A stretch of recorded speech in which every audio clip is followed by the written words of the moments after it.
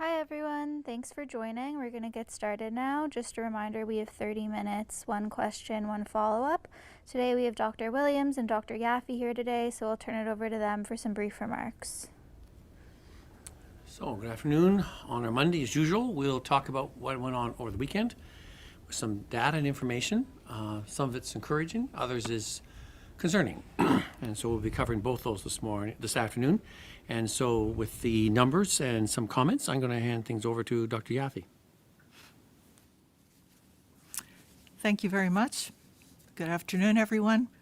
Since the last update we provided on Thursday, Ontario has reported an additional 16,056 cases of COVID-19.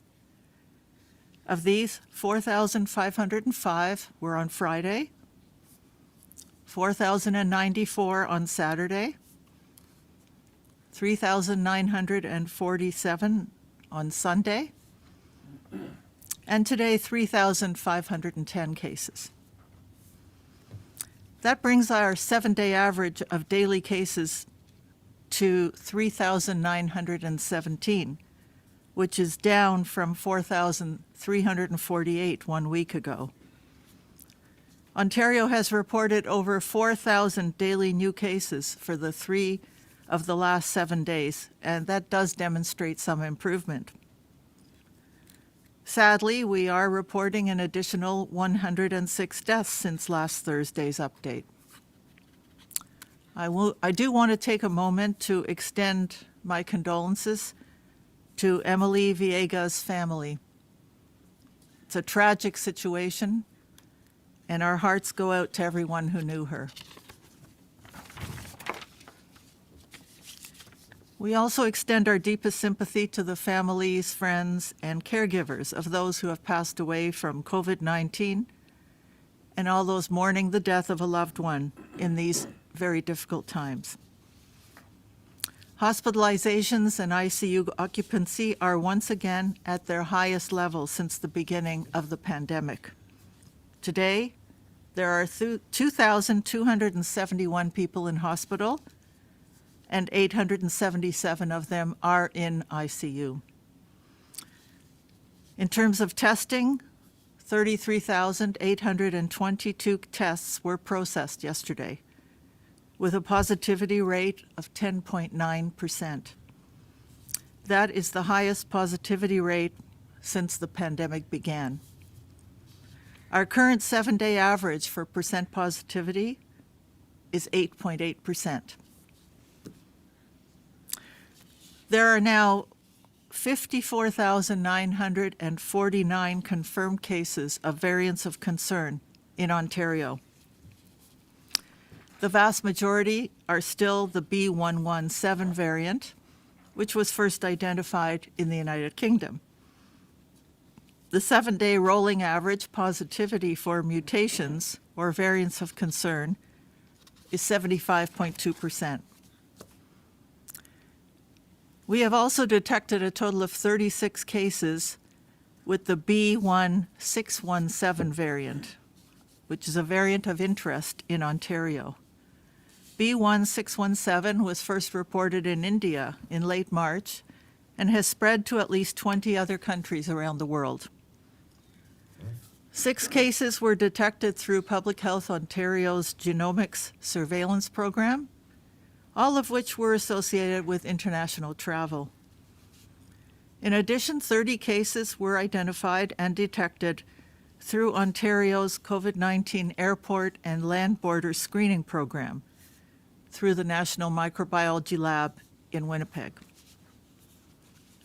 Currently, this is being classified as a variant of interest, not yet a variant of concern.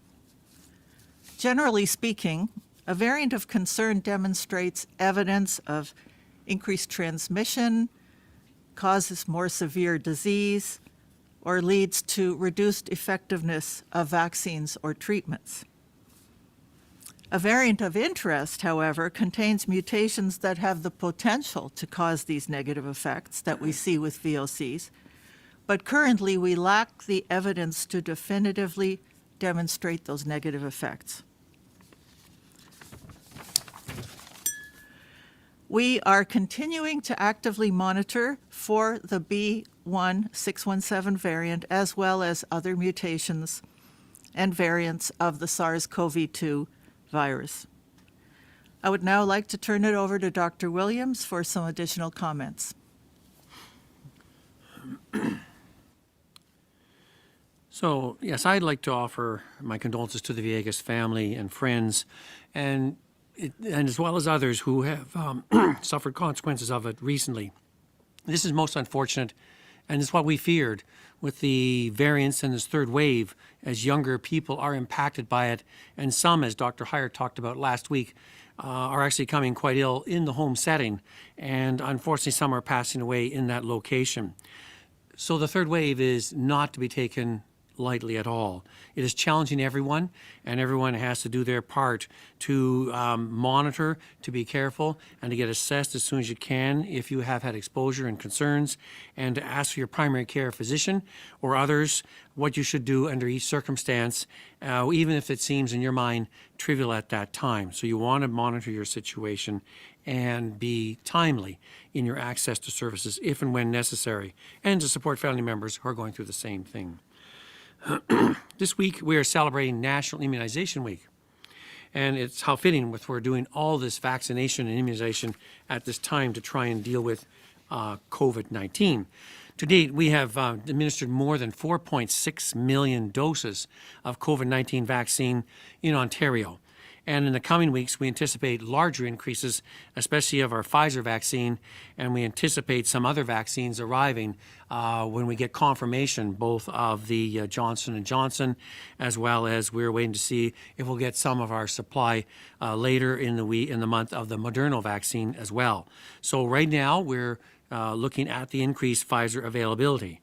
And while you've heard us say before, vaccine alone, we can't vaccinate ourselves out of the third wave, because we still need our public health measures and all these other steps we're taking action on, including all the ones you know about distancing, masking, staying away from others, household contacts only, staying home as much as possible, and taking all the different aspects we've asked you to under our public health measures during the stay-at-home order time.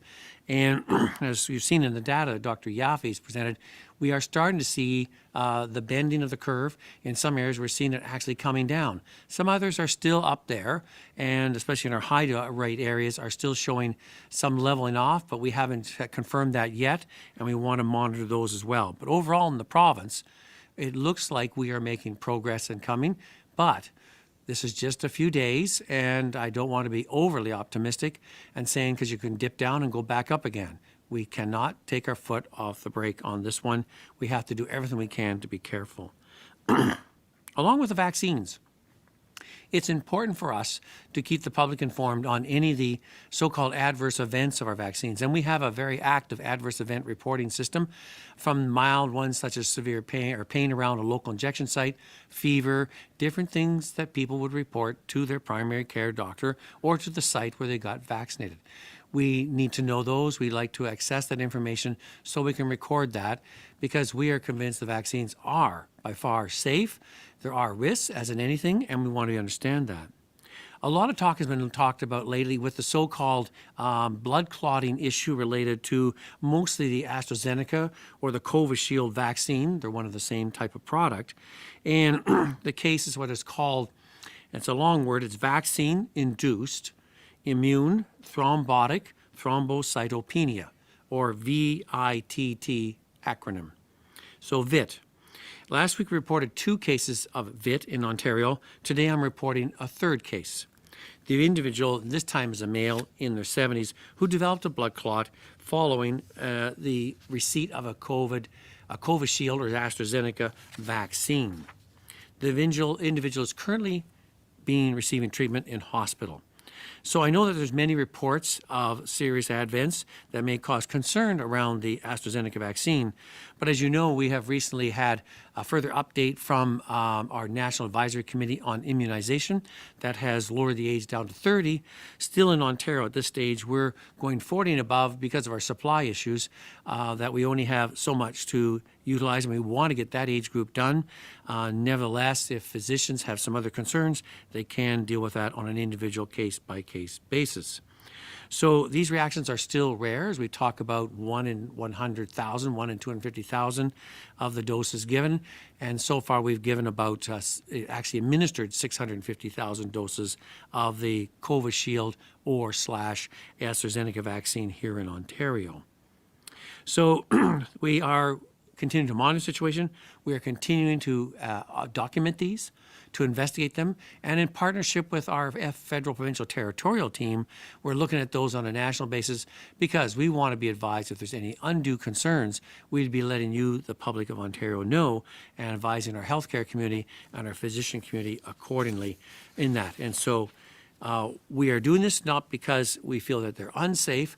They do have a slight risk, a low rate risk, very small compared to other medications similar, and very low compared to getting COVID and the complications of COVID.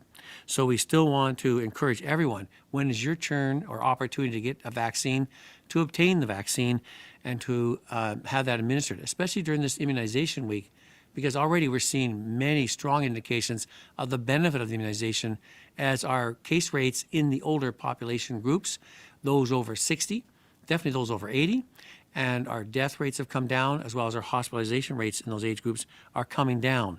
So it shows you that the vaccine is working, and so we are hoping, and our plan is to have by the end of this month, or the 1st of May, 40% of our eligible population vaccinated with it, and that will be a huge achievement and one we're looking forward to. So the messages are, get vaccinated when your chance is an opportunity to have one, and continue following the public health measures, because we need both going strong together. And I think we're seeing evidence of that turning.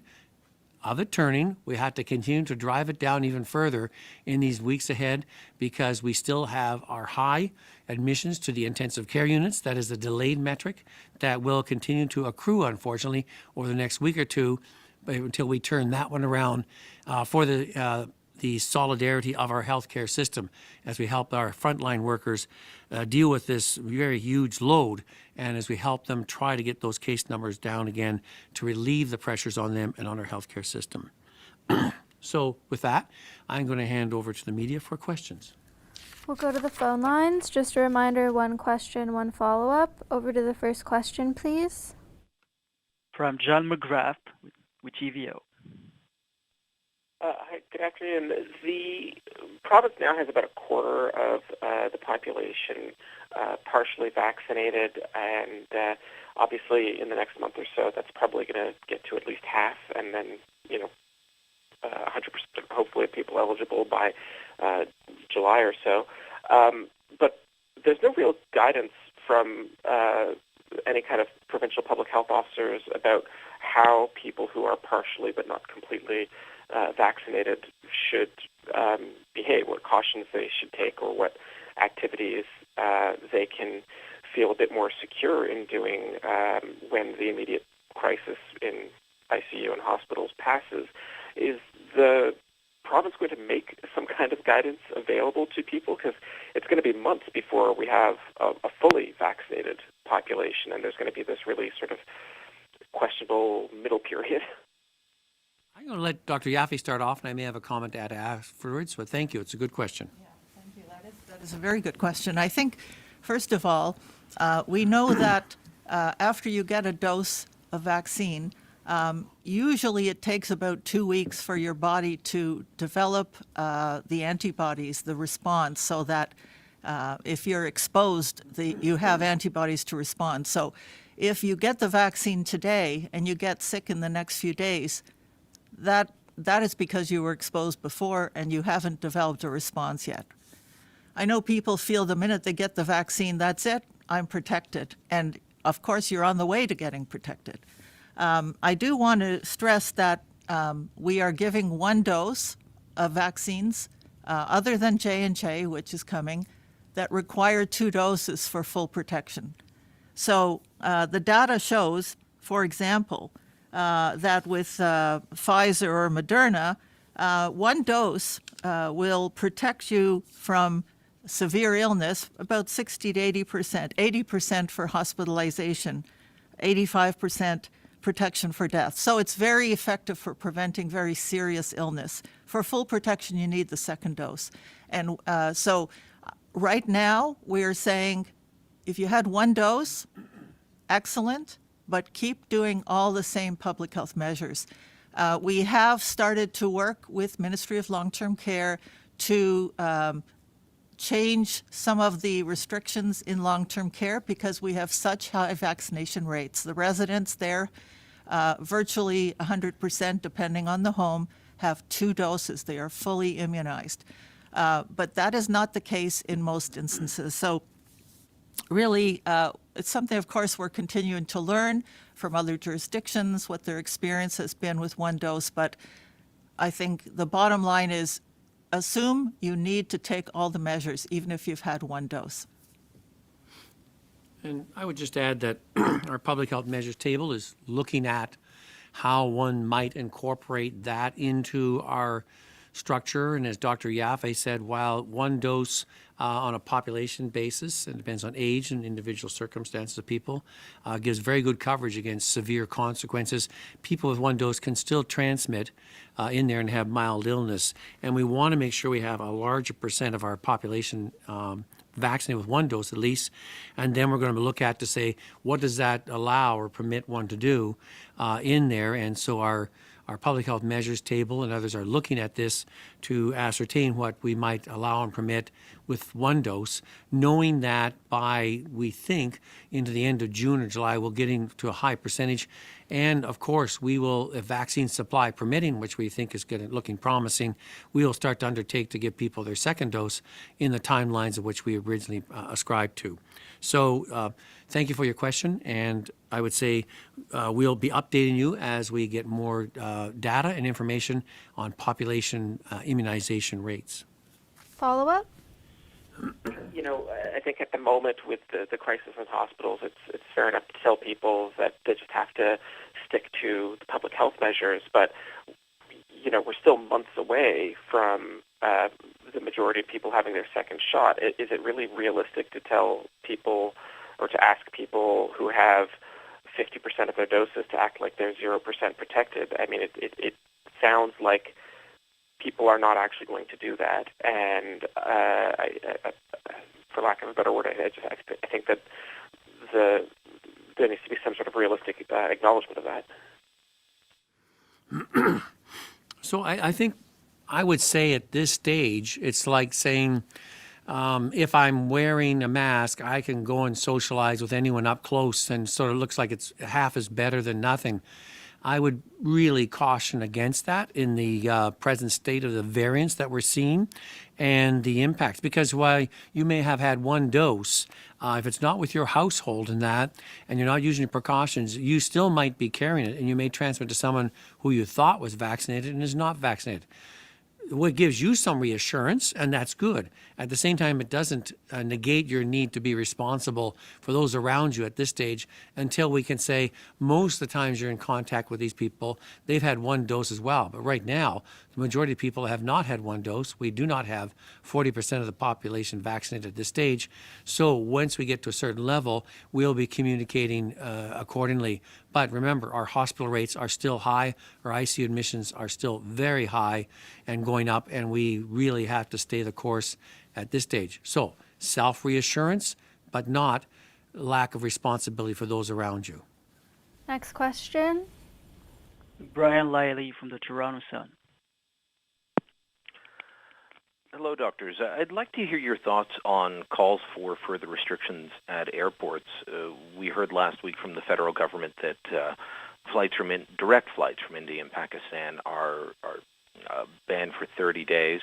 The government continues to say that travel is not an issue. The federal government says travel is not an issue in about 1% of cases, but that's the same line they used in December when the concern was the British variant, and now it's 75% of the cases you're dealing with. So with about 2 to 2.5% of all air passengers arriving in Canada testing positive, do we need to be concerned about Pearson Airport remaining open to air travel?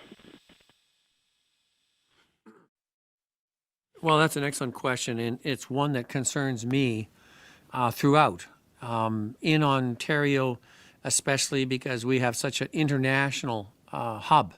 We are like a global touch point for a lot of places, and people from our communities and our valued various communities have many links back to their countries at different times, and the need to travel sometimes and desire to travel quite often, of course. And we want to be concerned about that because some can bring back a lot more than just some memories and thoughts and that. And we're very concerned about these variants from these different countries. I don't think, in my mind, that the system is as solid as it should be. I think we've had many points where we see it is less than consistent in some areas. So we are continuing to be concerned about that, as some of my fellow CMOHs across the country who have international airports are concerned about that, finding more and more people coming positive in there, and we are worried about that in coming into our own respective jurisdictions. We're trying to get ours under control, but as you've seen with some of these ones, all you need is a few coming in, and then if they're not picked up, then spreading rapidly among a vulnerable community, you'll then have many cases. So with the reproductive number the way it is with these variants, it can move very quickly from 1 up to 30 to 50 to 200 or 300 in a period of 2 to 3 weeks, and we've seen that. We do not need that. We don't want that. That means while we understand some people are traveling, we want to really set up a better system to monitor that, not trying just to be difficult, but we want to protect those that are coming, but more who they're coming in contact with here back in our province of Ontario. And I think my fellow CMOHs feel the same across Canada. This is a point we really have to be careful with because unlike some areas, we're not an island. And isolation, we can't close that off that easily. So I think it's something we have to continue to work with our federal counterparts. I know at our Federal Provincial Territorial Committee, we'll continue to have these discussions trying to enforce that and to put in a stronger, firmer, and better systems to protect our community and the citizens of our province in that way. Follow up? Actually, if I could just, add to that. I know they quote that 2% of the cases are travel-related, and 2% is obviously quite a small percentage. But as Dr. Williams said, these cases then spread it to their household, to other people they're around, and now we're dealing with the vast majority of our cases, our variants of concern that have originated in other countries. So the fact that 2% are directly travel-related, of course, is important, but it doesn't represent the burden of illness that's associated with international travel. And I do think we need to look at non-essential travel and really cutting down on that. Obviously, there are some things that are essential. I mean, the vaccines are coming in through Pearson. We obviously want those. But I think this is an important issue to be dealt with, and we're working with the other provinces and the feds as well. Follow up? Okay, so then I have to ask a double-barreled one, so please forgive me. What can be done on non-essential travel just for passenger trips? You know, I under your regulations, I'd be breaking the rules going to Hamilton 45 minutes down the highway to see my mother, but I could go see her brother in Glasgow, and that's fine. So I'm wondering how you square that. Should we just be shutting down people who are going for vacations, who are going for family visits, and say no? And also, do we need to tighten up quarantine restrictions? Since starting to write about the border, I have heard numerous stories of people either, they say they have a quarantine plan, but the plan is to go home and stay in the house for 2 weeks while everyone else in the home goes to work, goes to school. This has happened with both students living in a home filled with, as many as a dozen other students. It has been in homes where there are lots of people going into the community. Do we need better quarantine rules as well? So I think, what you raise a lot of good points in that, and if we're going to have a proper screening program that's effective, there's two things. One is Dr. Yaffe is alluding to. We're asking people in this global reality, because there is a huge global thing going on. When one area is quieting down, others are rapidly increasing. And we see this now, unfortunately, the devastation that's happening in India. I'm not sure what's happening in Pakistan and other countries around there, but this can flare up very fast. And so while one settles down, another one picks up. And so what one thinks they thought was essential, they should really think about it very carefully in that. And we're trying to discourage non-essential travel in that. But one point we're finding again and again, it just as in our measures here, there's people in our province that choose to say, I don't think this is that important, and choose to disregard some of the precautions and measures. And then after they're in, like you give an example where someone travels, quarantines at home, does not stay down in the room, does not have that separation from the rest of the people in the household. And then after a number of days, they become ill and they say, I just didn't think it could have happened. And then the family's ill, and then someone has to go to hospital. Do you really want to live with that? It's really tough, and you really have to take responsibility. So what you think is not a critical issue, you have to take this very seriously. And if you're going to be involved in that, if it was an essential trip, you get the testing done the right way, you follow the precaution on the right way, because you may think you're invincible, but you're not, and you may be the conduit or source to an infection to loved ones around you, and that can be devastating and a consequence you may have to live with for a long time. So we would like to strengthen that. It does require that people cooperate and participate in that. And so we're going to continue to try to look at how we can do that better and better. Because if you've given examples where people have been less than careful and fully adherent, and people find workarounds, unfortunately, where they think in their minds it's not a big deal until they become sick and their loved ones become sick. And then it's too late. It's like trying to put the seatbelt on and say, well, the car is rolling. It's too late. And you really have to be careful because these variants are quite different than the other ones you had in the past. So we can't stipulate that. So it's a combination of what we put in, how much we can enforce it, but we need people to be very serious and careful about this. If you really have to travel, do so very carefully. You don't know what you're going to get into, and you don't know what may come back with you and what may happen to you or your family. So be very cautious in this, and we'll do our part. You need to do your part. Last question. From Sneha Agrawal with CBC News. My question is for Dr. Williams. A 13-year-old girl from Brampton, a provincial hotspot, has died, and her death is being linked to COVID.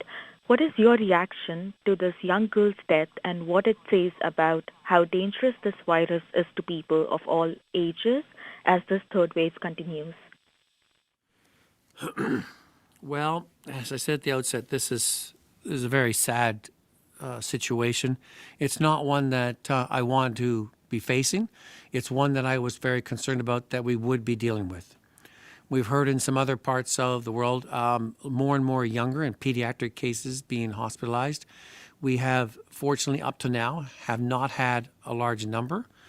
Our pediatric centers still tend to be not filled or heavily utilized, and we have been fortunate. The variants of concern, and the ones we're dealing with now, do have a predilection more and more for the younger age groups. And what I was hoping not to happen did happen. And I'm concerned that it could happen some more in some cases. We have to be careful. Families have to be careful. It can move very quickly through and impact very quickly. People can go from a moderate, mild to severe. So you have to monitor those individuals carefully. So I just can't understate how important it is, overstate how important it is to put all those precautions in place, especially in this third wave when we're dealing with these variants of concern and how it moves quickly through all groups, whether it's in a workplace or whether it's through a congregate setting or in a household, an extended family household.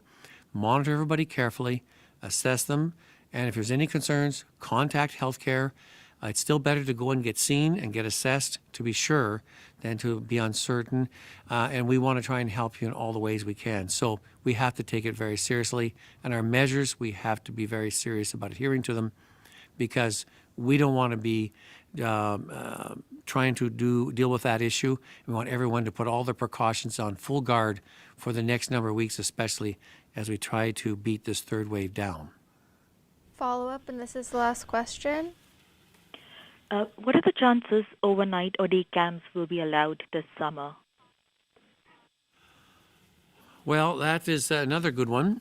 There's a lot of things on the move there. Of course, we know the value of overnight camps, but we know the risk in overnight camps.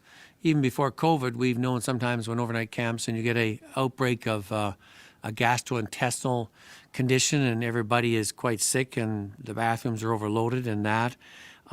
So you have to be very careful in those settings because they're in very close contact. So we're going to have to look at how we might do that with our vaccine program continuing, with the possibility that they may be bringing in vaccines for adolescents. So there's a lot of things that are shifting and moving at this stage. We got to get out of this third wave and we got to keep it suppressed.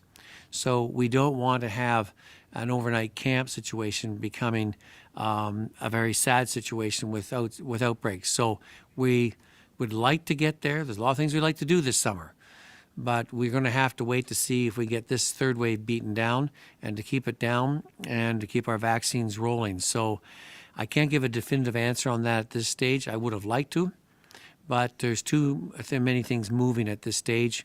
But as soon as we think there's a way to do it, we will be informing the public. And of course, we know the organizers of these facilities that have been always a great source of not only fun and enjoyment, but memories for many youth is something that we take seriously, but we take it seriously that it should be done in a healthy and safe way.